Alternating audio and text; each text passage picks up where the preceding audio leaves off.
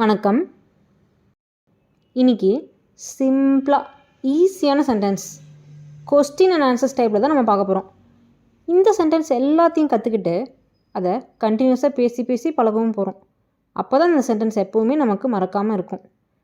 நம்மளால் ஃப்ளூயண்ட்டாக இங்கிலீஷில் பேச முடியும். என்னென்ன சென்டென்ஸ்னு பார்க்கலாமா? வாங்க வீடியோக்குள்ளே போகலாம். நம்பர் 1, அவரை உங்களுக்கு தெரியுமா அப்படின்னு கேட்போம் இல்லையா? இதை எப்படி நீங்கள் இங்கிலீஷில் சொல்லுவீங்க? இந்த சென்டென்ஸ்க்கு ஒரு எக்ஸாம்பிள் சிச்சுவேஷன் பார்க்கலாம். இப்போ நீங்களும் உங்கள் ஃப்ரெண்டும் பேசிகிட்டு இருக்கீங்க. அந்த டைமில் உங்கள் ஃப்ரெண்ட் கிட்ட ஒரு நேம் சொல்லி உங்களுக்கு தெரியுமான்னு கேட்குறீங்க. அதை எப்படி இங்கிலீஷில் சொல்லுவீங்க? To you know him, to you know him அப்படின்னு கேட்கணும். ஹிம்க்கு பதிலாக அந்த நேமை யூஸ் பண்ணணும். Like to you know Kumar, Suresh, like that அப்படி கேட்கணும். அந்த இடத்துல இந்த சென்டென்ஸை யூஸ் பண்ணலாம். இதுக்கு அவங்க என்ன ஆன்சர் பண்ணுவாங்க? 2 விதமாக ஆன்சர் பண்ணலாம். ஃபஸ்ட் ஆப்ஷன், ஆம் அவரை எனக்கு தெரியும். அவருக்கு தெரிஞ்சது அப்படின்னா ஆம் சொல்லுவார். இது எப்படி அவங்க இங்கிலீஷில் சொல்லணும்? Yes I know him, yes I know him அப்படின்னு சொல்லணும். செகண்ட் ஆப்ஷன், இல்லை எனக்கு அவரை தெரியாது. அவங்களுக்கு தெரியல அப்படின்னா இல்லை அப்படின்னு சொல்லுவார். இது எப்படி இங்கிலீஷில் சொல்லுவீங்க? No I don't know him, no I don't know him அப்படின்னு சொல்லணும். அவ்வளோதாங்க. நம்பர் 2, நான் சொல்வது கேட்கிறதா? இதுக்கு என்ன சிச்சுவேஷன் பார்க்கலாம்.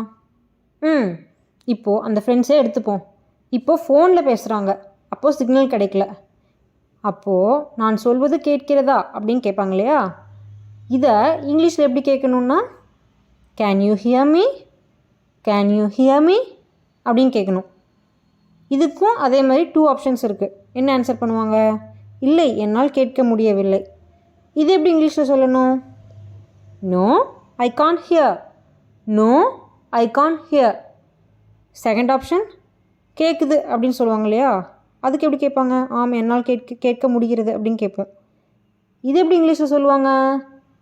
S I can hear, yes I can hear. பார்த்தீங்களா? ஈஸி தானே? வாங்க கற்றுக்கலாம். அடுத்த சென்டென்ஸ். நம்பர் 3, நீ என்ன செய்து கொண்டிருக்கிறாய்? இதுக்கு ஒரு சிச்சுவேஷன் பார்க்கலாம். இப்போ நீங்கள் புக்ஸ் படிச்சுட்ருக்கீங்க. அப்போது உங்கள் அக்கா வராங்க. வந்து நீ என்ன பண்ணுற அப்படின்னு கேட்பாங்க இல்லையா? இது எப்படி இங்கிலீஷில் கேட்பாங்க? What are you doing, what are you doing அப்படின்னு கேட்பாங்க.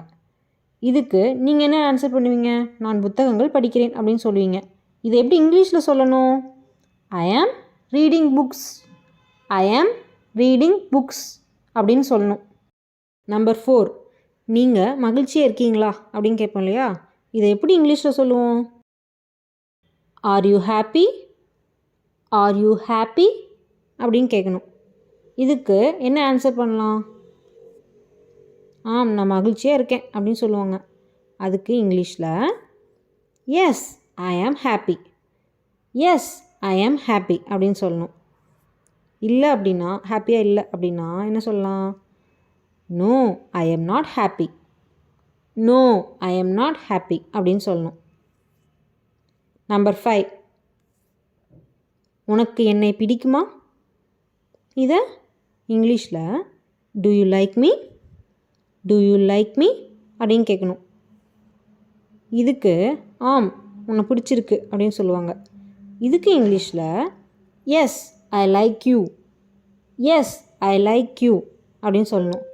இது மாதிரி வீடியோஸ் உங்களுக்கு பிடிச்சிருந்தது அப்படின்னா ஒரு லைக் பண்ணிவிட்டு நம்ம சேனலை மறக்காமல் சப்ஸ்கிரைப் பண்ணிவிட்டு பாருங்கள். கடைசியாக உங்களுக்கு ஒரு ஃபைனல் கொஸ்டின். இல்லை எனக்கு உன்னை பிடிக்கவில்லை. இது எப்படி இங்கிலீஷில் சொல்லணும்னு நீங்கள் கெஸ் பண்ணி மறக்காமல் கமெண்ட் பாக்ஸில் கமெண்ட் பண்ணுங்கள்.